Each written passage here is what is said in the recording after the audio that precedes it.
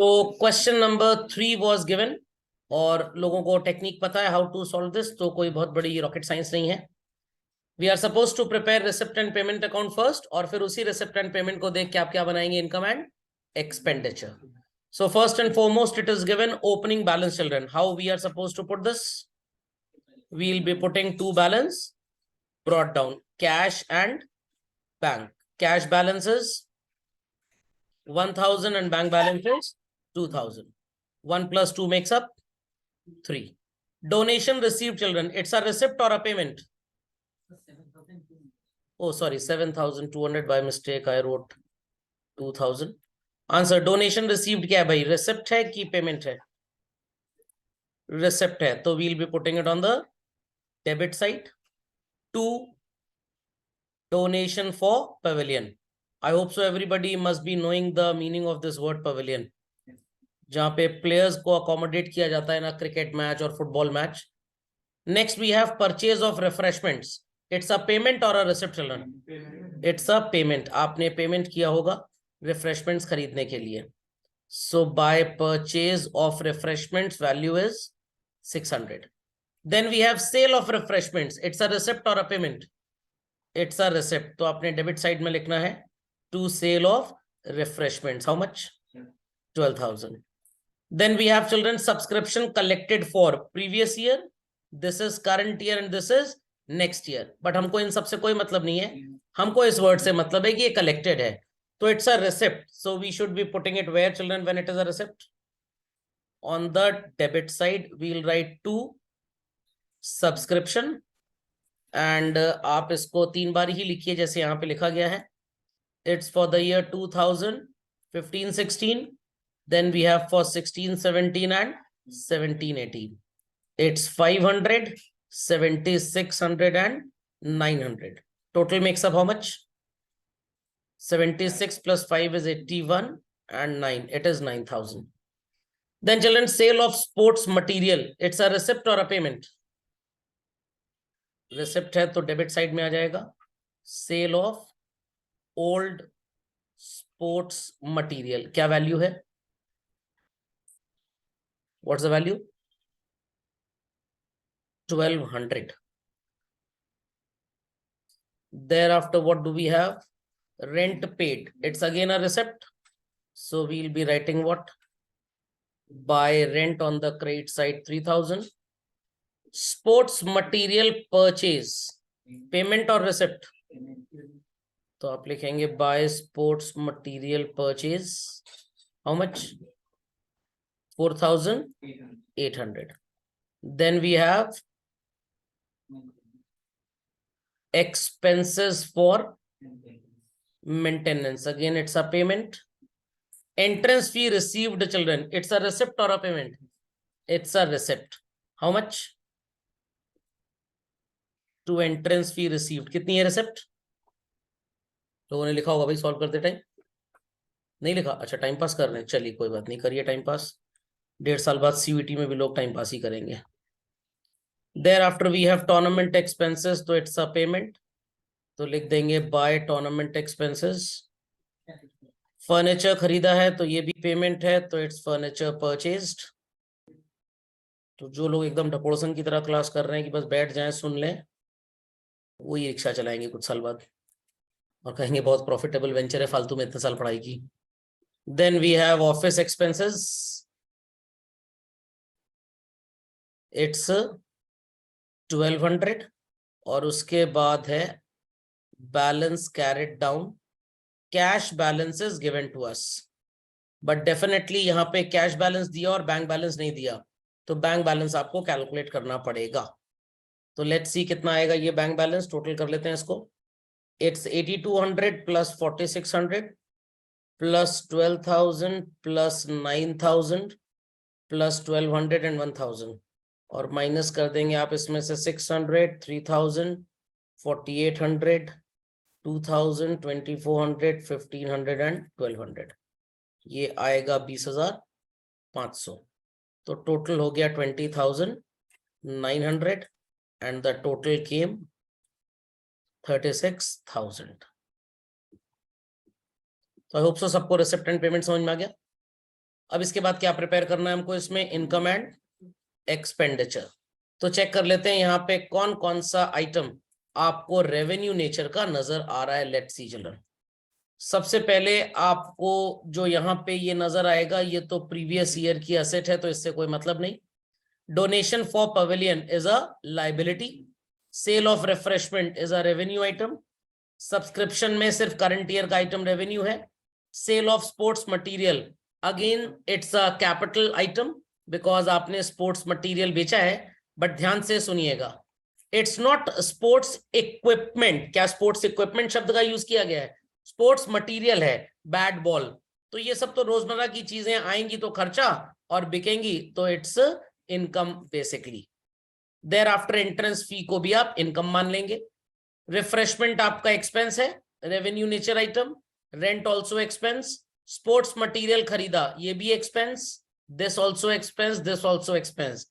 But buying a furniture is asset and office expense is also your expense. तो जो भी item credit side पे expense के मिले, इसे आपने कहां पे लिखा होगा?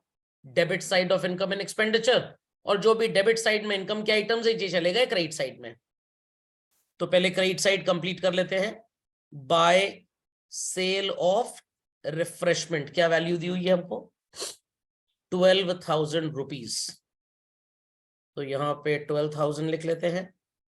Thereafter we have by subscription, what's the value given? 7,600. Thereafter sale of sports material है और entrance fees है, तो we'll put by sale of sports material, value is 1,200, and by entrance fee value is 1,000. That's it, और तो कुछ है नहीं debit में, सॉरी क्रेडिट में। देन यहाँ पे 1 2 3 4 5 6 items are there.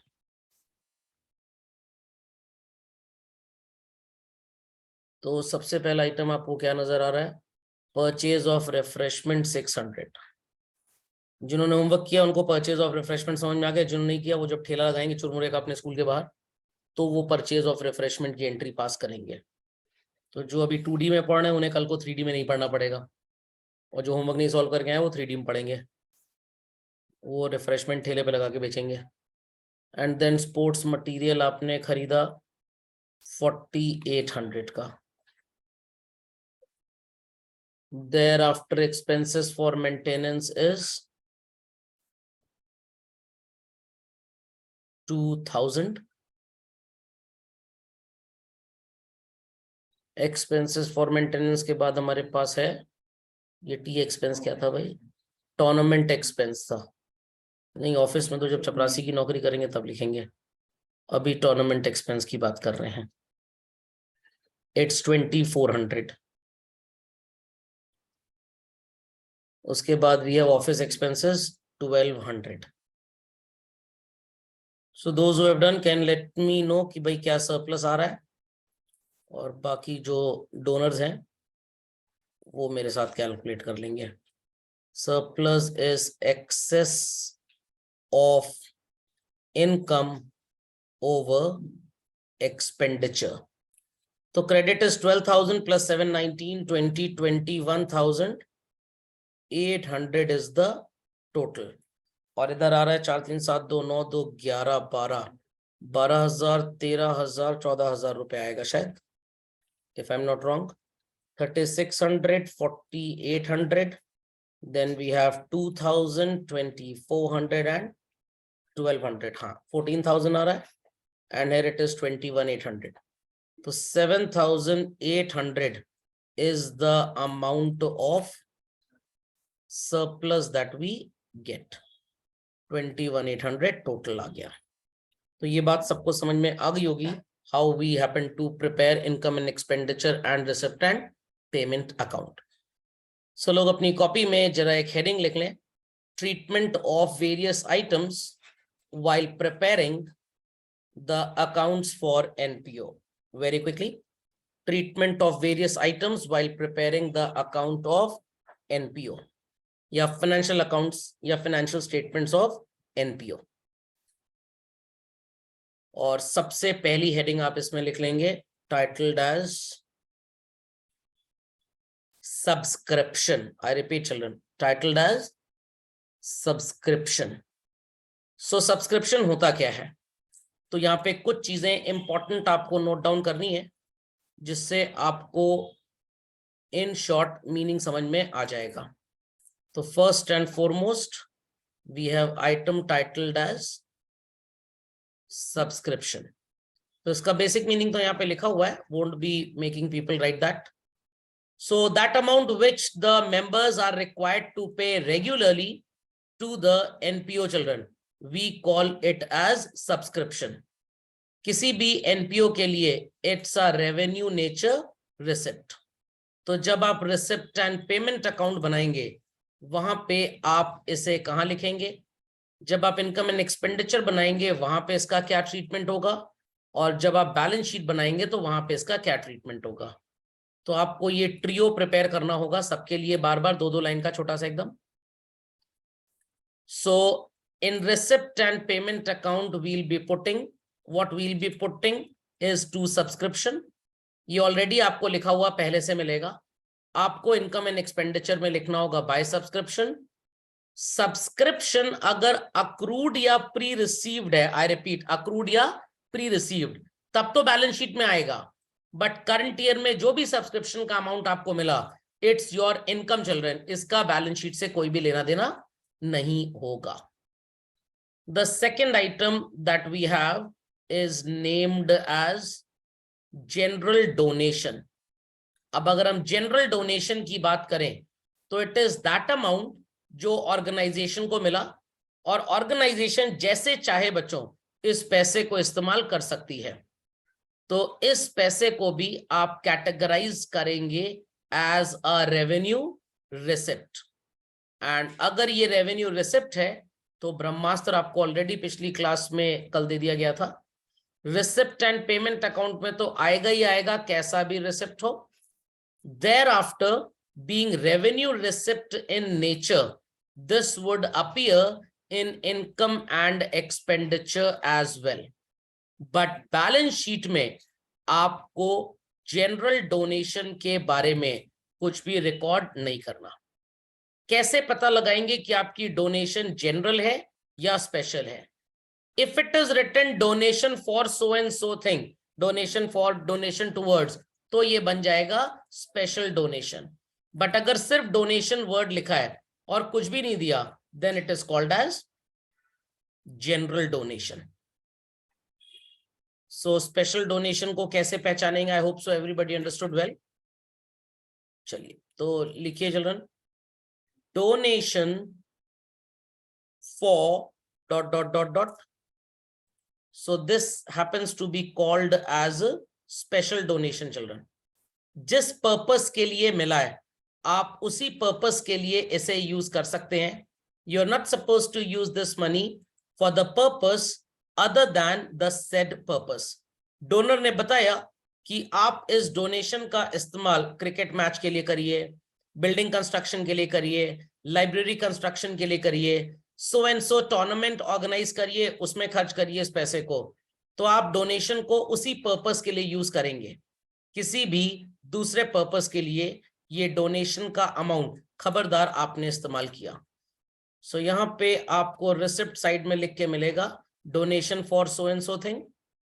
Income and expenditure में इसका कोई भी रिकॉर्ड मेंटेन नहीं होगा, rather you will be putting it on the liability side of balance sheet. I hope so in तीनों ट्रीटमेंट्स में कोई प्रॉब्लम नहीं है। और आपको बस एक चीज याद रखनी है, हर आइटम का नेचर रेवेन्यू नेचर का होगा तो receipt side of receipt and payment and income side of income and expenditure. Capital receipt होगा तो receipt side of receipt and payment and balance sheet की लायबिलिटी साइड। ये ब्रह्मास्त्र है, सब पे फॉलो होता है। Do this very quick. Let's continue with the next. तो subscription understood well, general donation, special donation समझ में आ गया। चलिए next, get down with the composition titled as legacy children. Point number 4। Now the question is this कि sir ये legacy क्या होता है? Suppose a person is on death bed. अब लोग कहेंगे सर ये पलंग कहाँ पे मिलता है? मतलब the person is about to die और उसने अपनी विल लिखी कि मेरी सो एंड सो प्रॉपर्टी या मेरी सारी प्रॉपर्टी हेल्पेज इंडिया को डोनेट कर दी जाए आफ्टर माय डेथ. सो क्या हेल्पेज इंडिया को चिल्ड्रन ये पैसे हर बार मिलेंगे? नो. और ऐसा नहीं है कि हर बार मरता हुआ इंसान हेल्पेज इंडिया को ही पैसे देके जाएगा. So it is known as a capital nature receipt.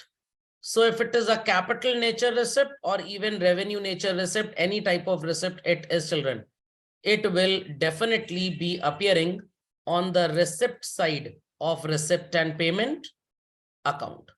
Because it is of capital nature, तो इसका हमारे इनकम एंड एक्सपेंडिचर से जरा भी लेना देना नहीं होगा.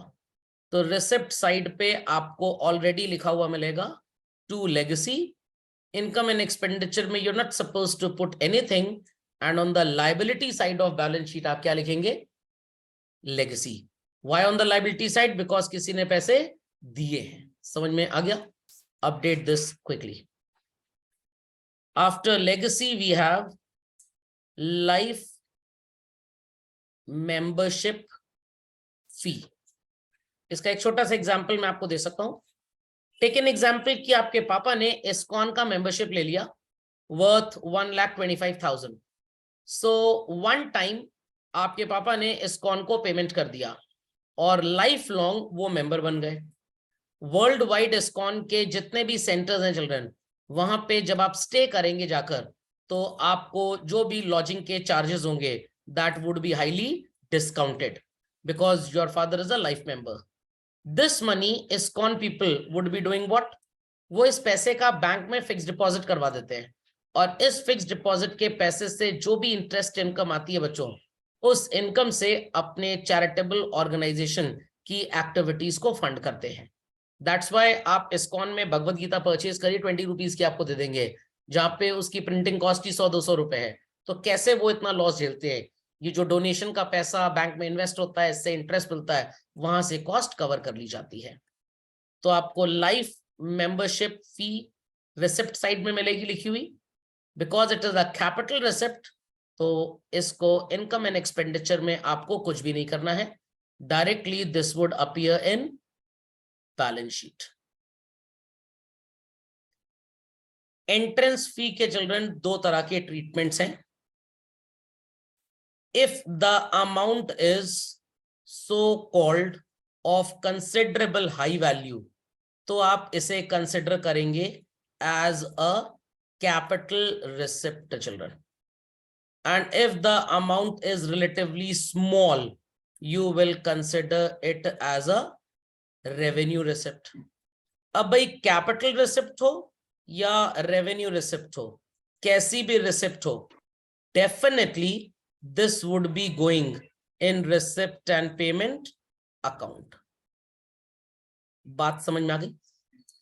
If it is a revenue receipt बच्चों, तो आप इसे लिखेंगे on the credit side of income and expenditure account. आप अपनी रोजमर्रा की कमाई मान लेंगे इसको. But if the amount is large, then it is assumed कि मेंबर ने जो आपको पैसे दिए हैं, it is given only once in his life time. कोई भी मेंबर बार बार ये पैसे नहीं देता है. So when the money is received once only, तो it's a capital receipt. But हर साल नए नए मेंबर्स ऑर्गेनाइजेशन को ज्वाइन करते हैं. I repeat children, every year members will join this organization. तो इस नाम पे पैसा हर साल आएगा. इस पर्सपेक्टिव से ये revenue receipt. I repeat, every year new members keep on joining, so from this perspective it's a revenue receipt. But one member will give it only once, तो इस perspective से आप देखेंगे तो it's a capital receipt. So when the chapter was there in CBSE, notification आया कि इसे revenue receipt ही माना जाए. But ISC में आज भी इसको ऐसा ही माना जाता है. If the value is considerably small, we'll consider it as revenue receipt, and if the value is big, we'll consider it as what children? Capital receipt. सबको बातें समझ में आ गई? Any doubts? Many doubts on this? चलिए, तो entrance fee का meaning भी समझ में आ गया, लाइफ मेंबरशिप फी समझ में आ गया आपको. Moving ahead children, we have the treatment for sale of old asset, because आपने depreciation जैसा चैप्टर पढ़ा हुआ है, तो ये समझना आपके लिए कोई बहुत बड़ी रॉकेट साइंस नहीं है. So write down the treatment of sale of old assets. Common sense की बात है कि भाई हम एसेट को बार बार नहीं बेचेंगे, तो आपको रिसिप्ट एंड पेमेंट अकाउंट में लिखा हुआ नजर आएगा to sale of let us say furniture, with in brackets आपको लिखा हुआ मिलेगा book value 1000. Now I take an example कि आपने या तो फर्नीचर को 1200 में बेचा और या तो आपने फर्नीचर को 900 में बेचा. सो चिल्ड्रन, अगर फर्नीचर 1200 में बिका है और 1000 रुपी का वो था, तो it's a loss or it's a gain? It's a gain basically. If it is a gain, आप इनकम एंड एक्सपेंडिचर की क्रेडिट साइड में लिखेंगे by profit on sale of furniture. And if it is a loss children, तो आप इसे debit side में लिखेंगे to loss on sale of furniture. सबको बात समझ में आ गई? तो when book value sounds to be more and sale value is less, तो लॉस हो जाएगा. और जब आपको नजर आएगा कि आपकी बुक वैल्यू कम है और सेल वैल्यू ज्यादा है, तो it is a profit. So sale value more than book value, it's profit, and sale value less than book value is loss. मान लीजिए आपके पास ओवरऑल फर्नीचर बच्चों 10,000 रुपीज का था. आउट ऑफ दैट आपने 1000 वाला फर्नीचर बेच दिया, तो what amount of furniture is still left with us? 10,000 रुपए का फर्नीचर था चिल्ड्रन, 1000 वाला फर्नीचर हमने बेच दिया, तो कितने का फर्नीचर बचा? 9,000. इस 9,000 वाले फर्नीचर पे आप कैलकुलेट करेंगे डेप्रीसिएशन. समझ में आ गया? तो सेल वैल्यू से कोई भी मतलब नहीं है इन योर बैलेंस शीट. आप सबट्रैक्ट किसे करते हैं? Book value. डेप्रीसिएशन चैप्टर अगर आपको याद हो, हम फर्नीचर को कभी हायर वैल्यू पे बेचते थे, कभी लोअर वैल्यू बेचते थे, but furniture account, ledger account asset का ऐसे मॉडिफाइड ब्यूटीफुल तरीके से बनता था कि गेट आउट हमेशा बुक वैल्यू होती थी. ज्यादा में बिका तो 2PL लिख के आप कैटलाइज करते थे उसको, कम में बिका तो बाय PL करके करते थे. तो रिसिप्ट साइड में आपको सेल वैल्यू क्वेश्चन ऑलरेडी लिख के देगा. If sale value is more, it's profit आप क्रेडिट करेंगे. If sale value is less, it's loss आप डेबिट करेंगे. और furniture in the balance sheet में बुक वैल्यू माइनस करने के बाद डेप्रीसिएशन कैलकुलेट होगा. Update super quickly.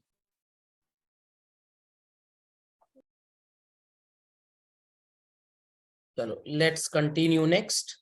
Last it was 8th treatment sale of assets. 9th children, put it. Sale of, this is the 8th one or 9th one? Last year. अच्छा sorry इसको ठीक कर लीजिए भाई, ये 7th था, now it is the 8th one. Sale of grass. अब लोग कहेंगे सर ये घास कौन खरीदेगा? आप एग्जाम्पल ले लीजिए अपने स्कूल का. स्कूल में जब गार्डन एरिया में या फील्ड एरिया में बहुत ढेर सारी घास उग जाती है, स्पेशली रेनी सीजन में, तो स्कूल क्या करता है? स्कूल उसकी कटिंग करवाता है, और जो लोग वो कैटल्स वगैरह ओन करते हैं, वो 5 रुपए 10 रुपए सैक बैग के हिसाब से, बोरे के हिसाब से इसको खरीद लेते हैं. अब आप मत खरीद लीजिएगा कि सर 5 रुपए में सस्ता मिल रहा है, ले चलें, घर में गेस्ट आएंगे, आलू की टिक्की मिला खिला देंगे उनको. So these are regular activities of a non-profit making organization. So यहाँ पे जो भी पैसा आएगा ग्रास बिकने से, it's a receipt. Already it will be made available to you on the receipt side, and आप इसे income and expenditure account की credit side पे लिख देंगे. Whereas balance sheet में इसकी कोई भी entry नहीं होगी. अब ये मत बोलिएगा सर घास कट के अगर पैक में रखी हुई है एक बोरे में, स्टोर रूम में उसको रख दिया, 31 मार्च हो गया बट वो अभी तक लेने नहीं आया, तो ये असेट नहीं होती है. क्यों नहीं होती भाई? नेट रियलाइजेबल वैल्यू इसकी क्या है आपको नहीं पता. एज वेल एज आपने इस असेट को कोई खरीदा थोड़ा था. आई रिपीट चिल्ड्रन, आपने इस असेट को खरीदा नहीं था, तो आप इसको किस बेसिस पे कॉस्ट कॉन्सेप्ट के हिसाब से अपनी बैलेंस शीट में रिकॉर्ड करेंगे? ये बिक जाएगी तो इट्स एन इनकम, नहीं बिकेगा तो nothing. Next, children. Sale of old magazines, newspaper, और वो जो लीफलेट्स होते हैं जिससे आप जर्नल बोलते हैं. अभी मत सोचिएगा जर्नल का होमवर्क करके भेज दिया किसी को. कुछ लोगों ने बिजनेस स्टार्ट किया था बट हरकतें नाकामयाब हो गई. सो चिल्ड्रन, ये आपके घर में भी सेल होता है, तो हम इसे क्या बोलते हैं? Revenue receipt. So again, if it is a revenue receipt, now you are highly trained. सब मेरे को बता सकते हैं. Where will it be appearing first and foremost in the content that is provided to us? Receipt and payment. So receipt and payment में आपको लिखा हुआ मिलेगा sale of magazines and all.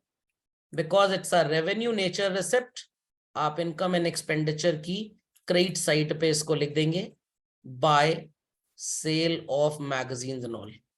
And balance sheet में children will be having no entry for this. I hope so सबको समझ में आ गया होगा. Next we have sale of sports material, children. Point number 10. Again, it is not sale of sports equipment. Had it been sale of sports equipment, children, आप इसे asset sold की तरह treat करते हैं. This is sale of old sports material है. School में bat खरीदा गया, बॉल खरीदा गया, टेनिस रैकेट खरीदा गया, शटलकॉक खरीदे गए. It is an expense. और जब ये खराब हो जाते हैं, इन्हें हम स्क्रैप वेंडर को, कबाड़ी को बेच देते हैं, तो we happen to call it as an income. So ये रेवेन्यू नेचर की रिसिप्ट है. First and foremost it will appear on the debit side of receipt and payment account. आप रिसिप्ट एंड पेमेंट अकाउंट में लिखेंगे to sale of sports material because it is a revenue receipt. On the credit side आप लिखेंगे by sale of sports material, और balance sheet में आप लिखेंगे no entry. Balance sheet में इसका कोई भी रिकॉर्ड मेंटेन नहीं होगा. सबको ये बात समझ में आ गई?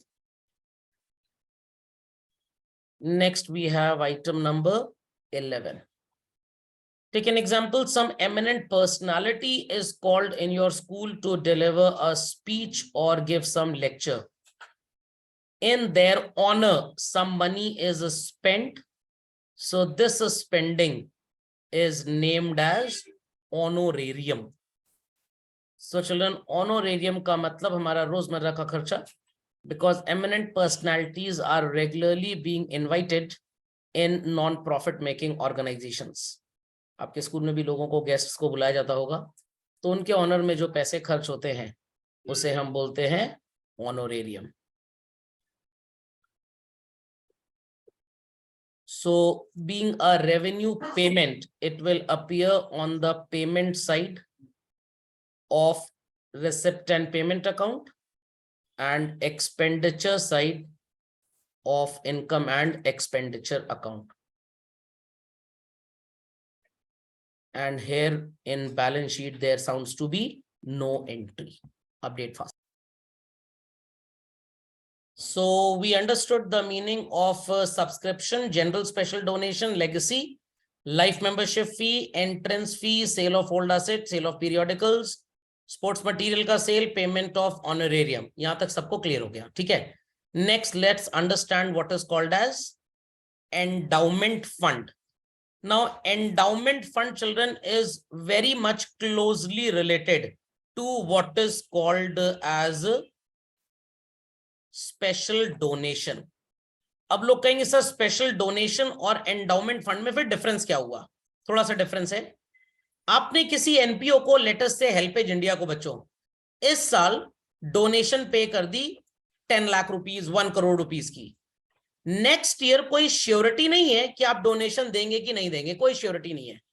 But where so ever the donor promises, every third year I donate money, every fifth year I'll donate money, every 10th year I'll donate money for construction of building, so-called construction of some new cafeteria in your college canteen, for conducting some matches. तो आज donation दिया, कल को कब देंगे nobody knows, वो special donation हो गया. Got it clear? But every 3 year, 5 year, 7, 10 year हम डोनेशन आपको देते रहेंगे. This type of donation is named as endowment fund. So this is also treated, children, as a capital nature receipt.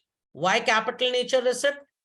Because it is not going to be received every year first and foremost, children. हर साल एक तो आपको ये पैसा नहीं मिलेगा, कभी कभी मिलेगा, और 3, 4, 5 साल में एक बार मिलेगा. सो लॉन्ग टर्म है, इसलिए आप इसे कैपिटल रिसिप्ट बोलते हो. पहला reason. Second reason, children, it is for some specific purpose. आप जैसे चाहे वैसे इसे यूज कर लें, इसमें ऐसा कुछ भी अलाउड नहीं है. So being a capital receipt, you're not going to put it anywhere in your income and expenditure account. So ये receipt side में आपको लिखा हुआ मिलेगा, and then you are going to put it on the liability side of balance sheet. सबको बात समझ में आई? Yes or no? Children, बात समझ में आ गई? Understood what is endowment fund? Yes, sir. Yes, sir. Suppose आपके पापा ने आपके स्कूल को 10 लाख रुपीस का डोनेशन दे दिया कि भाई इससे बच्चों के लिए 2 नए क्लासरूम्स बनवाइएगा. This is special donation. मैंने भी आपके स्कूल को 1 लाख रुपीस का डोनेशन दिया और बोला जैसे चाहे वैसे इस्तेमाल कर लो. It is general donation. But some of the student say कि हम हर तीसरे साल 5 लाख 5 लाख 5 लाख देते जाएंगे, तो ये है special donation, but here we name it as endowment fund. बात समझ में आ गई? चलन नेक्स्ट. चलन, अगर मैं आपसे एक छोटा सा एग्जांपल पूछूं कि ये जो यूनिवर्सिटीज होती है इंडिया में, specially the government universities like Delhi university, Lucknow university, got it clear, आप किसी भी यूनिवर्सिटी की बात कर लें जहां पे फीस कुछ हंड्रेड्स ऑफ रुपीज में होती है स्टूडेंट्स की, बट प्रोफेसर्स की सैलरीज तो लैक्स एंड करोड़ में आती है. तो कैसे ये यूनिवर्सिटी अपने खर्चे मैनेज करती है? साल भर में फीस मुश्किल से 5 करोड़ आएगी और खर्चा 150 करोड़ का है, तो कहां से पैसा आएगा? जो टैक्स का पैसा आपके पापा मम्मी गवर्नमेंट को देते हैं, उसी पैसे को गवर्नमेंट इन यूनिवर्सिटीज की रनिंग में हेल्प करती है.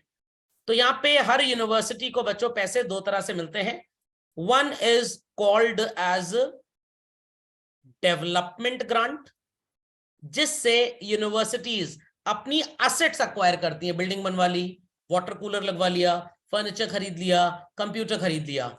और other part is known as maintenance grant. Children, maintenance grant से क्या होता है सर?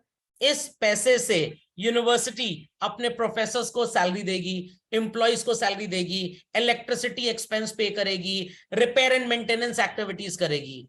तो grant is basically of 2 types. One is known as development, which will be used for construction or creation of asset. I repeat, children, construction and creation of asset. And the second is maintenance, जो रोजमर्रा के खर्चे चलाने में काम आएगी. So put the next heading in your copy, children, titled as government grant. But grant में भी बहुत बड़ी स्टोरी है. Many a times तो आपको easily लिख के मिलेगा that it is maintenance or development grant, but many a times लिख के नहीं मिलेगा children. तो if it is not mentioned कि ये ग्रांट डेवलपमेंट है या मेंटेनेंस है, तो सर हम क्या मानेंगे? अगर वैल्यू स्मॉल है, consider it as maintenance, and if it is a big value, consider it as development. तो children, development grant is treated as a capital receipt and maintenance grant बच्चों is treated as a revenue receipt. So if it is a capital receipt, you will be putting on the receipt side. Even if it is a maintenance grant, तब भी ये receipt side में जाएगी. तो sir दोनों में फर्क क्या हुआ? Because it is a receipt, you are supposed to put it on the debit side of receipt and payment account. तो आप लिखेंगे डेवलपमेंट ग्रांट, मेंटेनेंस ग्रांट, आपको क्या लिखना ऑलरेडी लिख के आएगा। अगर बच्चों ये डेवलपमेंट ग्रांट है तो ये बैलेंस शीट की लायबिलिटी साइड में जाएगी, और अगर मेंटेनेंस ग्रांट है तो इनकम एंड एक्सपेंडिचर की इनकम साइड में आएगी, जिससे आप यहां पे खर्चे मैनेज करेंगे। समझ में आ गया दोनों तरह की ग्रांट्स का मतलब लोगों को? चलो, दोनों ग्रांट्स का मतलब समझ में आ गया? Yes sir.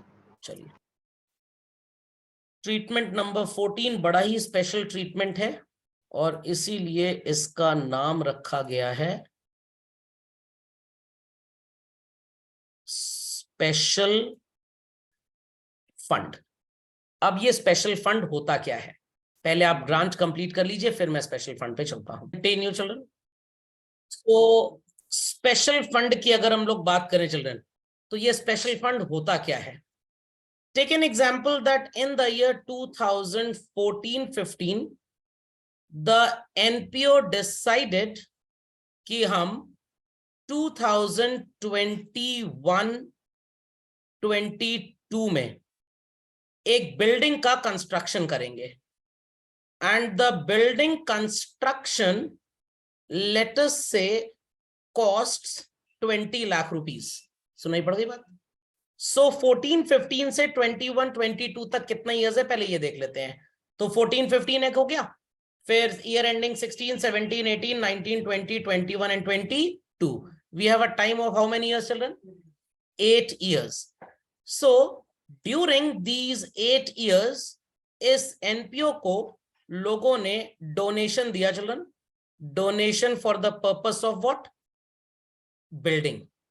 और कितना डोनेशन दिया? लेट्स सी, और हमारे पास कितनी डोनेशन हो जाएगी जब तक बिल्डिंग का कंस्ट्रक्शन स्टार्ट होगा। आप भी इस तरह का एक एग्जाम्पल फ्रेम कर लीजिए children. So balance of building fund, हर साल जो भी डोनेशन मिलेगा हम उस अमाउंट को बैंक में डिपॉजिट करते जाएंगे, या हम सो कॉल्ड उसका फिक्स डिपॉजिट कर देंगे ताकि हमको उससे कुछ इंटरेस्ट भी मिले। So be super attentive on this.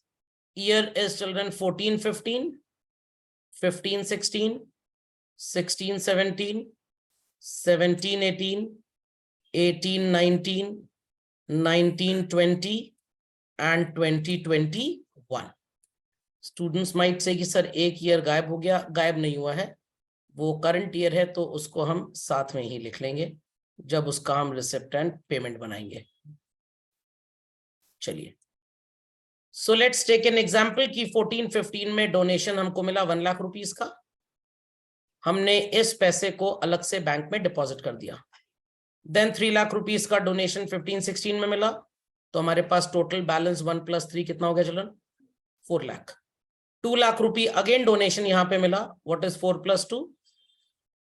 6 lakh. 17-18 में फिर से 2 लाख रुपए डोनेशन मिला। What is 6 + 2? 8 लाख। 18-19 में कोई बहुत ज्यादा दानवीन कर्ण हमारे पास आ गए, 6 लाख रुपए डोनेशन दे दिया, और कितना हो गया? 14 lakh. Then 19-20 1 lakh rupees donation मिला, टोटल कितना हो गया? 15 लाख। 20-21 में चिल्ड्रन लेट अस से हमें 4 लाख रुपीस डोनेशन मिल गया। What is 15 + 4? 19 लाख रुपीस। ये बात सबको समझ में आ गई? एंड चिल्ड्रन वी डिसाइडेड कि ये जो डोनेशन के पैसे हमको हर साल मिलेंगे, हम इस पैसों को क्या करेंगे? If it is being kept in a current account, जो कि बहुत बड़ी बेवकूफी है, 0 इंटरेस्ट मिलेगा। सेविंग अकाउंट में एनपीओ रख सकता है अपना पैसा, बट अगेन इंटरेस्ट एकदम चिल्लड़ पानी की तरह मिलता है, 3.5-4%, उसमें कुछ बनना नहीं। तो हम इस पैसे को हर साल फिक्स डिपॉजिट में रख देंगे। तो इस फिक्स डिपॉजिट का नाम होगा बच्चों building fund investments. I repeat, the name would be building fund investments. इतनी बात समझ में आ गई? सो 1 लाख का बिल्डिंग फंड इन्वेस्टमेंट हो गया, फिर 4 लाख का, फिर 6 लाख का, फिर 8 लाख का, then 14 lakhs, then 15 lakhs, and then 19 lakhs। समझ में आ गया? तो आप छोटी सी इंफॉर्मेशन यहां कॉपी कर लीजिए। As at 31st March 2021, we have building fund of rupees 19 lakh and children, building fund investments also of the same amount, that is rupees 19 lakhs. सबको इतना नजर आ रहा है? Children, visibility is okay? चलिए, then children आपको मिलेगा एक receipt and payment account जिसके अंदर काफी इंफॉर्मेशन आपको मिलने वाली है,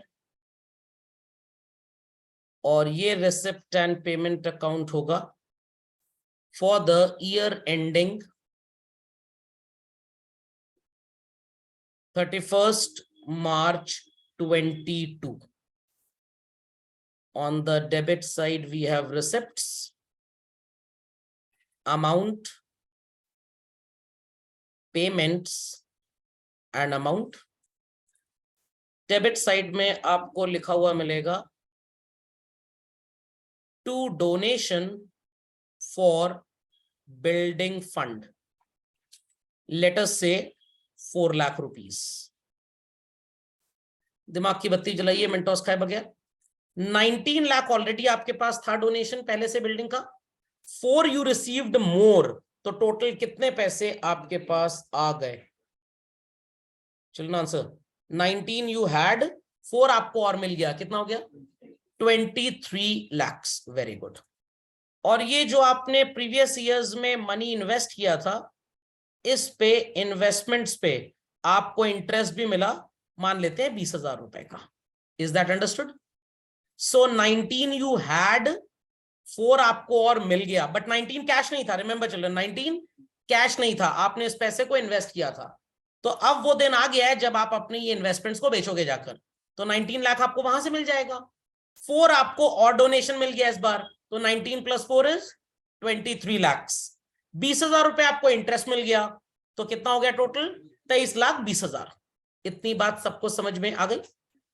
next, by building construction, I am taking 3 examples children, A, B and C। हो सकता है कि आपने बिल्डिंग के कंस्ट्रक्शन पे जितने पैसे आपके पास थे बच्चों उतने खर्च किए, हो सकता है उससे ज्यादा, हो सकता है उससे कम। Do answer my query again. 19 lakh रुपए आपके पास था, +4 आपको और मिल गया, 19 + 4 23 और 20,000 ये, तो 23,20,000 रुपीज आपने बिल्डिंग के कंस्ट्रक्शन पे हो सकता है खर्च किया, हो सकता है आपने बच्चों 24 लाख खर्च किया, और हो सकता है आपने खर्च किया सिर्फ 21 lakh. So moral of the story is this: your construction value should be equal to the amount. It should be more or even it could be less.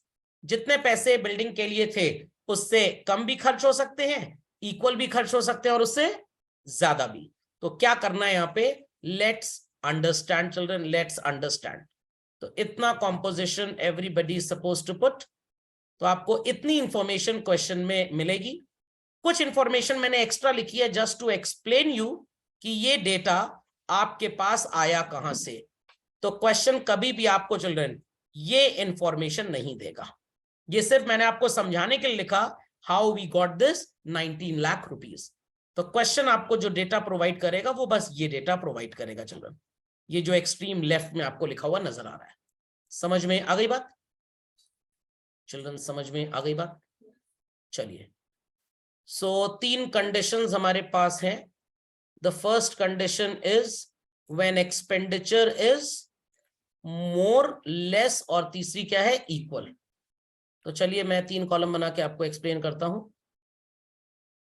When expenditure is less than fund value. Second, when expenditure is equal to the fund value, and C part when expenditure is more than fund value. आप कुछ ऐसा भी समझ सकते हैं कि आपके papa mummy ने 7-8 years ago कुछ मनी बचाना स्टार्ट किया for your higher education. They were expecting कि 20 लाख रुपीस का खर्चा होगा, और जितनी भी उनकी इनकम थी उन्होंने कुछ कुछ पैसे उसमें हर साल बचाए. एंड जिस ईयर में आपको कॉलेज भेजना था, पापा had 19 lakh rupee worth of investments. अब 19 लाख रुपी के इन्वेस्टमेंट्स उन्होंने बेचे तो उनके पास मान लीजिए 19 लाख आ गया. 4 लाख उन्होंने करंट अर्निंग्स में से और अरेंज कर लिया. What is 19 + 4? 23, और 20 उनको इंटरेस्ट मिल गया इस साल. तो 23,20,000 पापा के पास हैं. अगर आपकी कॉलेज की फीस 21 लाख है तो ही विल सेव 2,20,000. और अगर बच्चों आपकी कॉलेज की फीस 23-20 है तो कुछ नहीं सेव होगा, नो प्रॉब्लम. बट अगर ज्यादा पैसे खर्च हो गए तो कहां से आएंगे? सबसे बड़ा क्वेश्चन यही है. सो चिल्ड्रन, सबसे पहला केस आपने क्या देखा? When expenditure is less than fund, because it is a capital nature activity. तो जो भी कंटेंट आप नोटिफाई करेंगे वो बैलेंस शीट में ही नोटिफाई करेंगे चिल्ड्रन. तो हम यहां पे लिखेंगे building fund. What was the value children? 19 lakh. Add how much donation is received? 4 lakh. How much interest is received? 20,000. सबको इतना नजर आ रहा है? और इसमें आप लेस कर देंगे बिल्डिंग एक्सपेंडिचर. कितना था फर्स्ट केस में? 21 lakhs. Correct children? तो how much is left? How much is left, children? 2,20,000. Is that understood well? Please put it fast. Here it is said that expenditure is equal to the fund. कोई problem की बात नहीं है. Again आप content को notify कहां पे करेंगे बच्चों? बैलेंस शीट में. So you'll be putting building fund value is 19 lakh, add donation, add interest. Donation is 4 lakh, interest is 20,000, and less कर देंगे आप building expenditure 23,20,000. What's the value children? Nil. मजा आएगा थर्ड केस में. Be quick to this. चलो, सबसे मजेदार case यही वाला है बच्चों. When expenditure is more than the fund available. अब कॉमन सेंस की बात यह है कि आपके स्कूल की कॉलेज की फीस ज्यादा है बट पापा के पास पैसे थोड़े से कम हैं. कॉमन सेंस आंसर दीजिए चिल्ड्रन. जो सेविंग्स की थी पापा ने, दैट आर शॉर्ट. टोटल 19 लाख प्लस 423 प्लस 20, टोटल 23,20,000 रुपए पापा के पास हैं जो पैसा सेव किया था. बट खर्चा 24 लाख रुपए का है. कितना एक्सेस एक्सपेंडिचर नजर आ रहा है? 80,000 रुपी. अब जो सेव्ड किया था उसमें तो पैसे हैं नहीं, तो फ्रॉम वेयर पापा is going to manage? Common sense का आंसर है, एकदम कॉमन सेंस का आंसर चिल्ड्रन, एकदम कॉमन सेंस का आंसर है. आपने जितने पैसे सेव किए थे वो तो कम पड़ गए. कहां से एक्सपेंडिचर मैनेज करेंगे? लोन. भाई लोन कौन देगा? लोन के लिए तो सिक्योरिटी डिपॉजिट होना चाहिए, और हमने किसी भी तरह के सिक्योरिटी डिपॉजिट के एग्जाम्पल की बात यहाँ पे नहीं की है. मैंने बोला ना कॉमन सेंस आंसर है भाई, कॉमन सेंस आंसर. जिनके पास कॉमन सेंस है वो आंसर दे देंगे. सोचिए सोचिए सोचिए. आउटस्टैंडिंग. कॉलेज उदाहरण पढ़ा देगा. ठीक है, पढ़ लो, बाद में नौकरी लग जाएगी तब देना फीस. नौकरी ना लगे तो ना देना. अरे बेवकूफ हैं लोग एकदम से. मैं कह रहा हूं कि भाई आपकी जो सेविंग्स थी वो कम पड़ गई, तो आप कहां से एक्सेस एक्सपेंडिचर को मैनेज करेंगे? यहां पे तो नील लिखेंगे. 2320 असेट होगी तो बेचेंगे ना. कहीं असेट नजर आ रही है आपको? Yes, simple as that. भाई जो आपकी करंट इनकम होगी आप उसमें से ये खर्चा मैनेज कर लेंगे, काम खत्म। कहाँ लोन वगैरह के चक्कर में पड़ रहे थे भाई। सो बैलेंस शीट में आप 2320 में 2320 लेस कर देंगे, बिकॉज 23,20,000 में अगर 24 लाख लेस करेंगे तो -80 आ जाएगा। तो सर यहां लिख देते हैं इसको असेट साइड में। ऐसी कोई बेवकूफी आप नहीं करेंगे। If expenditure on fund exceeds the total fund value that is available, तो excess expenditure would be managed from where? The answer is जो करंट ईयर की अर्निंग्स होंगी, इनकम होगी, उसमें से मैनेज कर लेंगे। बोला था ना, कॉमन सेंस का आंसर है भाई। बचत जो थी वो खत्म हो गई तो पैसा कहां से आएगा? जो कमा रहे हो उसमें से खर्च कर देना। मैंने अपने बच्चों की शादी के लिए जो पैसे बचा के रखे हैं, शादी के टाइम पे खर्चा कम हो गया तो क्या करेंगे? घोड़े वाले को वापस भेज देंगे? नो, जो करंट इनकम होगी उसमें से खर्च किया जाएगा। Got it? तो if expenditure is less, difference जो आएगा वो अमाउंट कॉलम में आपको लिखना है। If expenditure is same in comparison with the value of fund, nil हो जाएगा। और अगर एक्सपेंडिचर ज्यादा है चिल्ड्रन, तो that excess would be debited to income and expenditure account. समझ में आ गई बात? फंड का ट्रीटमेंट का एक एक्सक्लूसिव क्वेश्चन भी 3 to 4 मार्क्स में आता था, तो लोगों को समझ में आ गया कैसे फंड ट्रीट करना है। और नोट्स में मैंने एक जगह ये बात लिखी हुई है, मैं आपको दिखा देता हूं। जब हम लोग स्टेप्स पढ़ रहे थे तो आई सेड कि सब कुछ लिखा है। ये देखिए बच्चों, यहां पे आपको ये लिखा हुआ मिलेगा स्टेप 6 में, record excess expenditure of fund on the debit side of income and expenditure account. इसको इसलिए मैं इंपॉर्टेंस इतनी दे रहा हूं क्योंकि जब ये चैप्टर क्लास 12 बोर्ड में आता था बच्चों, एग्जाम में ध्यान दीजिएगा मेरी बात पे, बैलेंस शीट कभी बनाने को नहीं आती थी, कभी नहीं। सीबीएसई में 6 नंबर का क्वेश्चन आता था, आईएससी में तो चैप्टर 11 में था, सीबीएसई में 12th में था, अभी इस साल से हट गया। आपको सिर्फ और सिर्फ पूछा जाता था to prepare income and expenditure account. Story पे ध्यान दीजिएगा। मेजॉरिटी बच्चे मेजॉरिटी क्वेश्चंस में इस बात को देखते थे कि फंड का जो भी ट्रीटमेंट है 99% ऑफ द केसेस में वो कहां पे अप्लाई होता था? बैलेंस शीट में। तो बच्चे ने अगर फंड देखा क्वेश्चन में, वो एकदम निश्चिंत हो जाता था, कोई टेंशन की बात नहीं है, बिकॉज हमको क्वेश्चन बैलेंस शीट बनाने को बोल ही नहीं रहा, हमको क्या बोल रहा है? और फंड का ट्रीटमेंट हम मेजॉरिटी केसेस में कहां करते थे? बैलेंस शीट में। तो इट्स जस्ट लाइक दैट कि भाई 4 घर छोड़ के आग लगी, आपसे क्या मतलब? आपसे क्या मतलब? आप यही सोच रहे थे पड़ोस में आग लगी, हमसे कोई मतलब नहीं। पड़ोस में आग लगी, हमसे कोई मतलब नहीं, पड़ोस में आग लगी है। बट इमीडिएट पड़ोस में अगर आग लगी तो हमसे मतलब है। तो बच्चे क्या सोचते थे? पड़ोस में आग लगी कोई मतलब नहीं, बट इमीडिएट पड़ोस में आग लगी तो मतलब है। तो जब भी फंड का ट्रीटमेंट आता था, चिल्ड्रन वर क्लियरली थिंकिंग कि ये तो बैलेंस शीट में जाता है, हमको तो बनाना है सिर्फ इनकम एंड एक्सपेंडिचर, तो हमको इससे ठेंगा कोई मतलब है नहीं, पढ़ में जाए मरे, हमको क्या मतलब। बट अगर क्वेश्चन इस तरह का आ गया तो आपको इनकम एंड एक्सपेंडिचर में फंड का एक्सेस एक्सपेंडिचर लिखना पड़ता था, और बच्चे इस बात को भूल जाते थे। तो इसलिए नोट्स में इस चीज को यहां मेंशन कर दिया गया चिल्ड्रन। ये notes basically IPCC level, intermediate CA level तक काम आते हैं लोगों को। तो अगर एक्सपेंडिचर एक्सेस है तो आप इनकम एंड एक्सपेंडिचर में उस वैल्यू को पुट करेंगे। सुनाई पड़ी बात?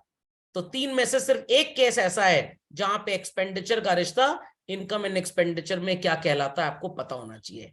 एल्स फंड के ट्रीटमेंट से इनकम एंड एक्सपेंडिचर से कोई भी मतलब नहीं है। तो इस बात को बच्चे तोते की तरह रट लेते थे, क्योंकि 90% क्वेश्चन या तो एक्सपेंडिचर लेस देन फंड वाले होते थे या तो इक्वल टू मोर वाले बहुत कम आते थे। और सीयूईटी में यही क्वेश्चन फंसा देगा आपको। The expenditure on fund will be treated in option A balance sheet, option B income and expenditure, option C both, option D none. तो 99% बच्चा आंसर क्या लिख के आएगा और उसको नंबर मिल जाएंगे। बट अगर क्वेश्चन ये आ गया excess expenditure on fund is treated where, तो आपका आंसर क्या होगा? Income and expenditure. तो अगर ये एक्सेस शब्द को आप भूल गए, गया आपका नंबर। समझ में आई बात की नहीं? पक्का? Please update this quickly. So people must have understood this treatment, children. ये सबको समझ में आ गया। लेट्स सी हमारे सीक्वेंस में गवर्नमेंट ग्रांट स्पेशल फंड के बाद दैट्स इट चिल्ड्रन। फिर ये थोड़े छोटे मोटे ट्रीटमेंट सब एक एक करके आएंगे, तो इसके लिए पहले हम एक दो क्वेश्चंस अब कर लें, तो हम अब आगे बढ़ेंगे बच्चों। क्वेश्चन नंबर 3 आई होप सो सबको समझ में आ गया होगा चिल्ड्रन। क्वेश्चन नंबर 3 सबको समझ में आ गया होगा। तो अब ये स्टेप्स आपको लगभग पूरे समझ में आ जाएंगे। चलिए let's start with this question number 4। सबको मिल गया? चलिए, तो मैं पूरा क्वेश्चन सॉल्व नहीं करने वाला आपके लिए। यहाँ पे receipt and payment account already बना है चिल्ड्रन, आपको इसे देख के क्या बनाना है? Income and expenditure. Got it clear? So एक इनकम एंड एक्सपेंडिचर का format very quickly, super quickly draw कर लीजिए। Very quickly children, a format of income and expenditure account, and seeing to this receipt and payment we'll draw income and expenditure format बना लीजिए very quickly children। heading would be income and expenditure account for the year ending।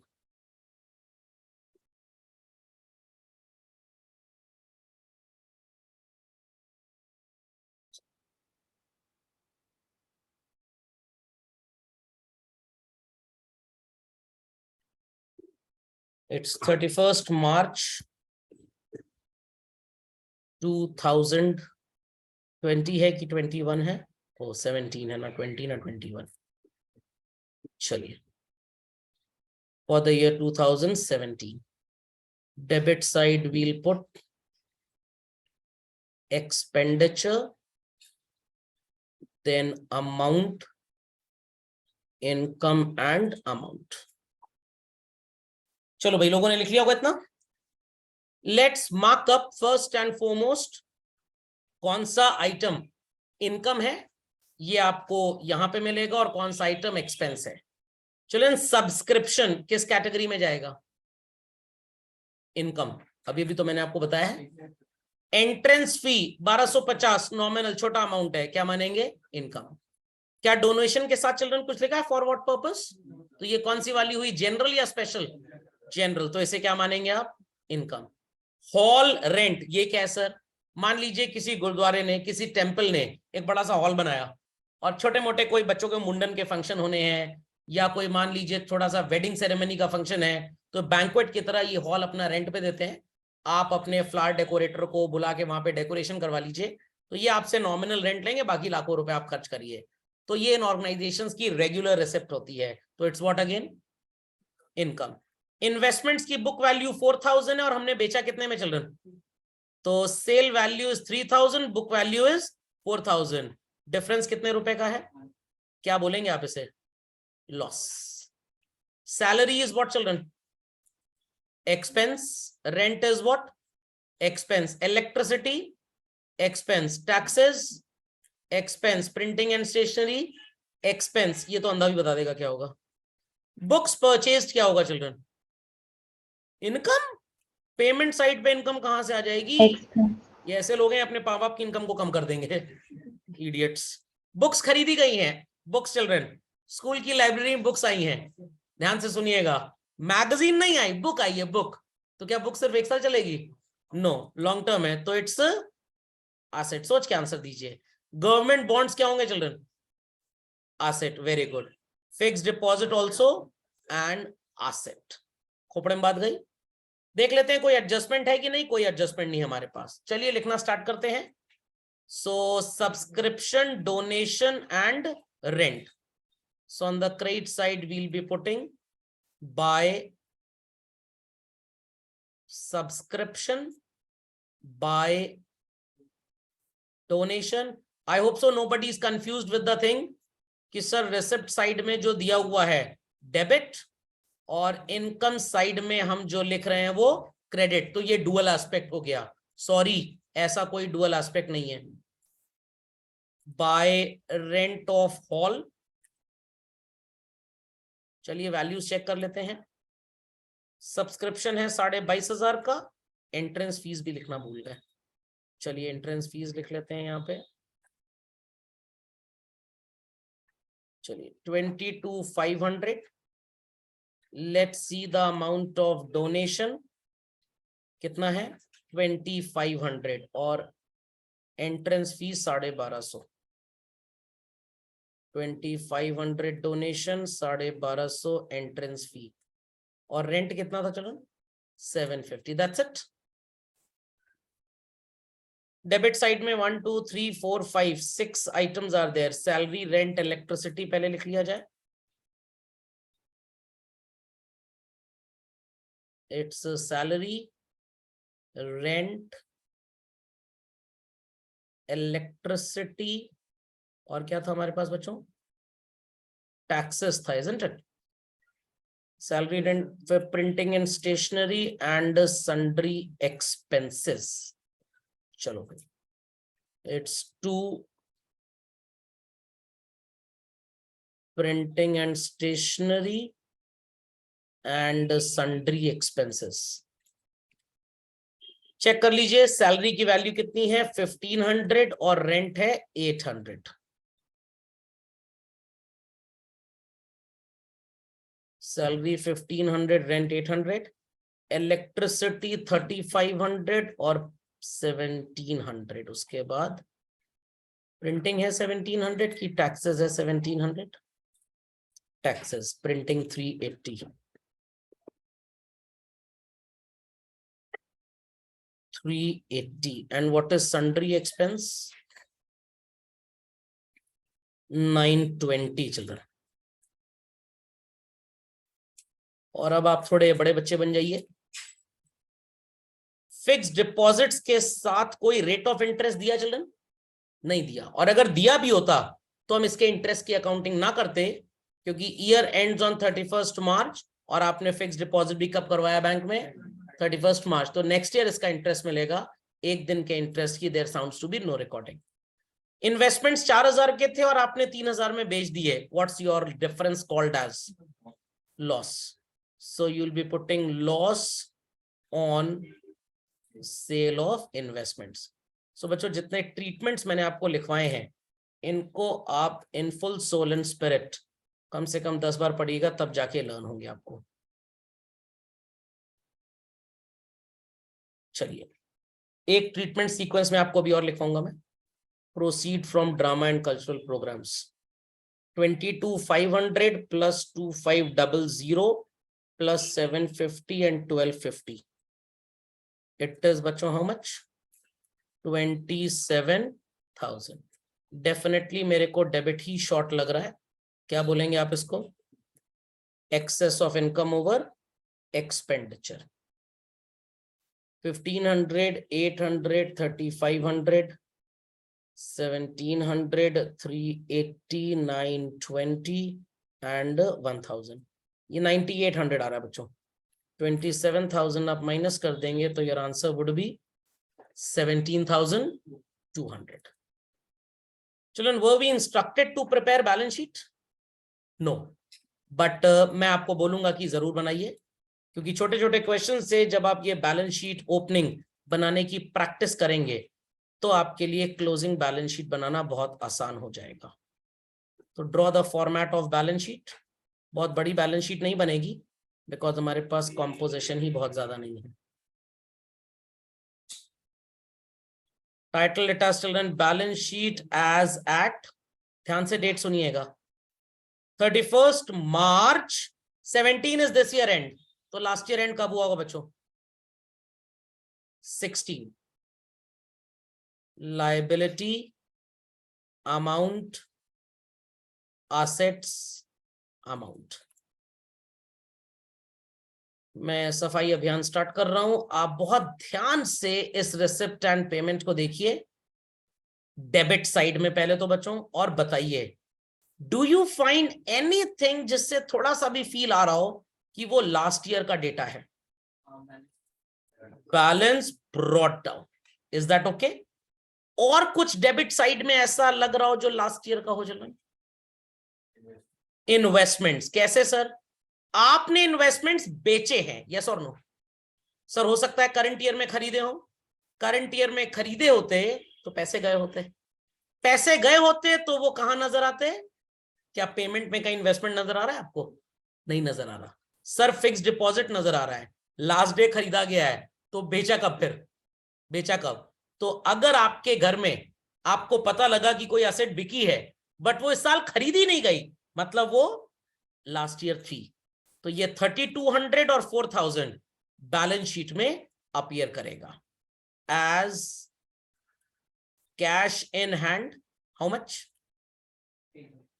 3200 था. And children investments, how much? 4000. Correct? So here we'll be putting what is called as capital fund. Within brackets आप लिखेंगे balancing figure. कितना आएगा? 7200. Show the totals.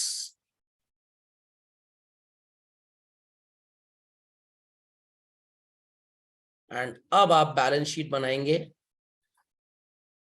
For current year. ये भी balance sheet कोई बहुत बड़ी नहीं बनेगी because least data we have.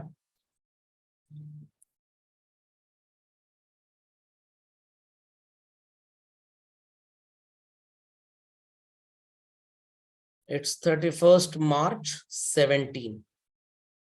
We have liabilities amount, assets amount. To let me know children, profit making की बैलेंस शीट जब आप बनाते थे तो first and foremost liability side पे सबसे प्रोमिनेंट लाइबिलिटी कौन सी होती थी? Capital. So here we have capital fund. How much? 7200.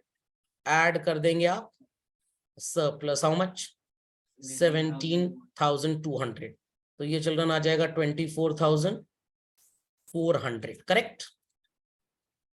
Assets के नाम पे हमारे पास क्या क्या था? Children we had this balance, cash balance है, बैंक बैलेंस है, फिक्स डिपॉजिट है, बुक्स है और गवर्नमेंट बॉन्ड्स है. यही असेट्स है हमारी. तो एक एक करके चलिए सबको लिख लेते हैं. It's cash, bank, books, bonds and fixed deposits. The value of cash is 400 and that of bank balance is 1500. Books की वैल्यू क्या है हमारे पास? 7500 और bonds है 10,000 के.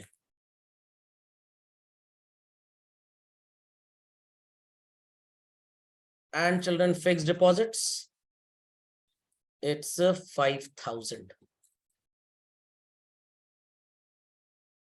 चलिए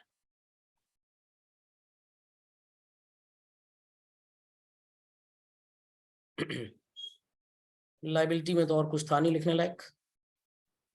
सो this would be 24,400. 10 and 5 15, 15 and 9 is 24,400. सो क्या बच्चों बड़ा भयंकर चैप्टर है, कोई बहुत भयंकर चीज है? बस ये जो मैंने आपको ट्रीटमेंट्स बताए हैं चिल्ड्रन, डू रिमेंबर देम. कौन सा कैपिटल और कौन सा रेवेन्यू, समझ में आ गया? समझ में आ गया? पक्का? Yes, sir. कंफर्म? चलिए तो एक ट्रीटमेंट और लिख लीजिए तो सो कॉल्ड हमारा काम कंप्लीट हो जाएगा ट्रीटमेंट्स का. फिर एडजस्टमेंट्स आप पढ़ेंगे. द 15th आइटम चिल्ड्रन आसान है, बहुत आसान है. Like your school conducts farewell parties for the students of class 12th, 11th class के बच्चे कुछ मनी वगैरह accumulate करते हैं. So write down proceeds from drama and cultural programs oblique expenses thereon. Simple है, बहुत बड़ी रॉकेट साइंस नहीं है. एक रिसिप्ट एंड पेमेंट अकाउंट बना लीजिए 3 लाइंस और एक इनकम एंड एक्सपेंडिचर बना लीजिए.